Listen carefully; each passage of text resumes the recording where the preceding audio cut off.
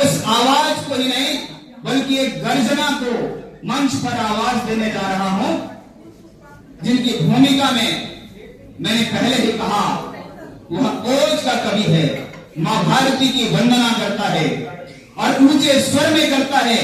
आप इस बार मैं आपको गारंटी देता हूं कि आप अपने हाथ को केवल कोशिश भी कर लेंगे कि मैं बांध कर रखूं तो शायद आप ना रख पाए। कुछ एक पंक्तियों से मैं भाई सुजीत संगम को इस मंच पर आवाज देता हूं कि घास की रोटी चबाकर भी कभी झुकते नहीं हम, घास की रोटी चबाकर भी कभी झुकते नहीं हम, चक्र है ध्वज में हमारे हार कर रुकते नहीं हम, इस तिरंगे की लहर में हौसला तूफान का है, इस तिरंगे की लहर में हौसला तूफान का है, ये स्वदेशी आत्मनिर्भर दौर हिंदुस्तान का है, ये स्वदेशी आत्मनिर्भर दौर हिंदुस्तान का है कि न तेरा है न मेरा है, ये हिंदुस्तान सबका है, न तेरा है न मेरा है, ये हिंदुस्तान सबका है, और नहीं समझी गई बात तो नुकसान सबका है, और जो इनसे मिल गई नदियां तो दिखलाई नहीं देती, जो इनसे मिल गई नदियां तो दिखलाई नहीं देती, लेकिन महासागर बनने में एहसान सबका है, महासागर बनाने में एहसान सबका है। हमारे सुजीत संगम बांका बिहार, एक बार जोरदार तालियां बजाएं उनके सम्मान में। सुजीत संगम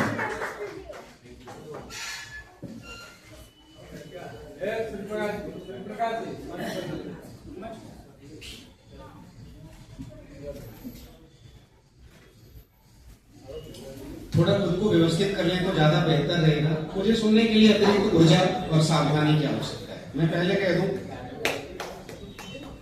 आप कितने सजग होंगे यह इस बात को तय करेगा कि मैं माइक पर कितना देर खड़ा हूं। गौरव भैया ने परिचय के क्रम में जो बात कही, मैं वहीं से शुरू होना चाहता हूं कि धरती महल सबका मुकद्दर फूट जाएगा। ध्रुव स्वागत। धरती महल सबका मुकद्दर फूट जाएगा, क्या कहने, घर हाथों से दामने सराफत छूट जाएगा। धरती महल सबका मुकद्दर फूट जाएगा, घर हाथों से दामने सराफत छूट जाएगा, और भगवान राम का मंदिर हो या हो खुदाए पाक, भगवान राम का मंदिर हो या हो खुदाए पाक, इमारत एक भी टूटा तो पूरा हिंदुस्तान इमारत एक भी टूटा तो पूरा हिंदुस्तान टूट जाएगा। आइए अपने परिचय में, आपने अभी आशुतोष से सुना, ध्रुव भैया से सुना। ध्रुव भैया जहां सामाजिक सरोकार की बात कर रहे थे, हमारे छोटे भाई आशुतोष ने प्यार मोहब्बत की बात करी। मैं थोड़ा अलग तरह का प्यार की बात करूंगा। क्या कि बिंदिया चूड़ी कंगन का, बिंदिया चूड़ी कंगन का श्रृंगार में कैसे लिख डालूं, बिंदिया चूड़ी कंगन का श्रृंगार में कैसे लिख डालूं, मदहोशी वाली रातों का मनोहार में कैसे लिख डालूं, बिंदिया चूड़ी कंगन का श्रृंगार में कैसे लिख डालूं, मदहोशी वाली रातों का मनोहार में कैसे लिख डालूं, और सरहद पर है खड़ा सिपाही संगीन को थामे हाथों में, सरहद पर है खड़ा सिपाही संगीन को थामे हाथों में, तब राष्ट्रबंधन छोड़ किसी का प्यार में कैसे लिख डालूं, तब राष्ट्रबंधन छोड़ किसी का प्यार में कैसे लिख डालूं। आइए वहीं से सुनिएगा कि देश की अस्मिता का जिसे मर्म नहीं होता है, देश की विभिन्न समस्याओं से देश गुजर रहा है साहब, और हम कहते हैं कि धर्म हमें जोड़ने का काम करती है, लेकिन तथाकथित धर्म के ठेकेदारों ने जो दिमाग फैलाया, उससे जन्मी ये चार पंक्ति कि देश की अस्मिता का जिसे मर्म नहीं होता है, उन्हीं कायर मात्र का खून गर्म नहीं होता है। क्या कहने वाह। देश की अस्मिता का जिसे मर्म नहीं होता है, उन्हीं कायर मात्र का खून गर्म नहीं होता है। और धर्म भी जरूरी है किसी देश के वास्ते, मगर देश से बढ़कर कोई धर्म नहीं होता है। मगर देश से बढ़कर कोई धर्म नहीं होता है। आप सभी समाज से जुड़े हुए व्यक्ति हैं, खबर रखते हैं समाज का, आपके पास ये सूचना होगी। कल कंजिया में था मैं, एक घटना घटी। 12वीं के 2 बच्चे आपस में विवाद हुआ, चाकू घोंप दिए और दूसरे बच्चे की मौत हो गई तत्काल उसी जगह पर। सुनिएगा 4 पंक्ति वहां से कि अगर जान ही देनी है, अगर जान ही देनी है तो आन पर क्यों ना दें। अगर जान ही देनी है तो आन पर क्यों ना दें, अपनी आन बान और शान पर क्यों ना दें।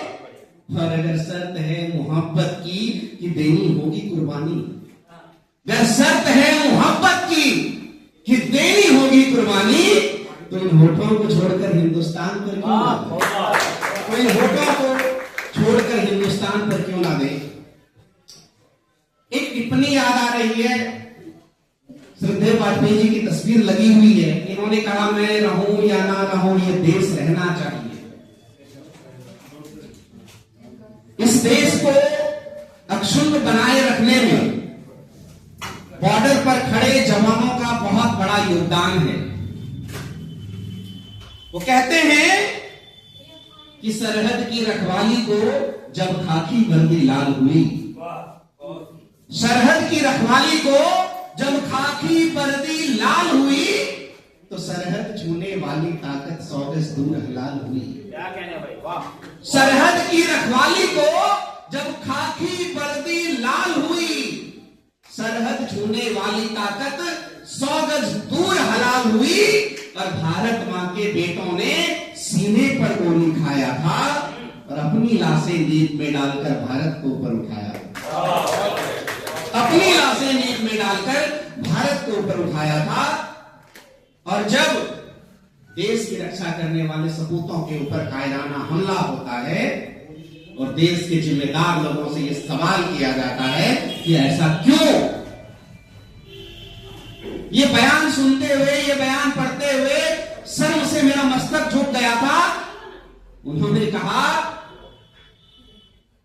कि ये सैनिक हैं, इनका काम है मरना, इसके मौत पर इतना ताज्जुब क्यों, इतना हंगामा क्यों। तब एक कवि कहता है कि साहस और बलिदान का प्रतीक है ये, साहस और बलिदान का प्रतीक है ये। खैरात में मिला कोई खद्दर नहीं है। तो भैया आप पूछ रहे थे कि कोई नेता है क्या, सुनिएगा कि साहस और बलिदान का प्रतीक है ये, खैरात में मिला कोई खद्दर नहीं है। और जिसे तुम सूत का बना एक कपड़ा समझ रहे हो वो खाकी है, दलाली में मिला कोई चद्दर नहीं है, वो खाकी है, दलाली में मिला कोई चद्दर नहीं है। आइए, समय की अपनी एक मर्यादा है और उस मर्यादा को ध्यान में रखते हुए एक रचना से आपको जोड़ना चाहता हूं। आपको ध्यान होगा कि घाटी में घूमने गए कुछ लोगों के ऊपर कायराना हमला हुआ था। पुरुषों का गला काट दिया गया और महिलाओं से कहा गया कि जाओ अपने प्रधानमंत्री को बता देना। एक डायलॉग भी आपने सुना होगा कि एक चुटकी सिंदूर की कीमत तुम क्या जानो रमेश। आइए वहीं से कि हे भारत के लोग सुनो ये बात बताने निकला हूं, हे भारत के लोग सुनो ये बात बताने निकला हूं, है कुत्तों ने अब ललकारा शेर जगाने निकला हूं। क्या कहने वाह। हे भारत के लोग सुनो ये बात बताने निकला हूं, है कुत्तों ने अब ललकारा शेर जगाने निकला हूं। और चुटकी भर सिंदूर की कीमत घाटी में पूछा था उसने, चुटकी भर सिंदूर की कीमत घाटी में पूछा था उसने।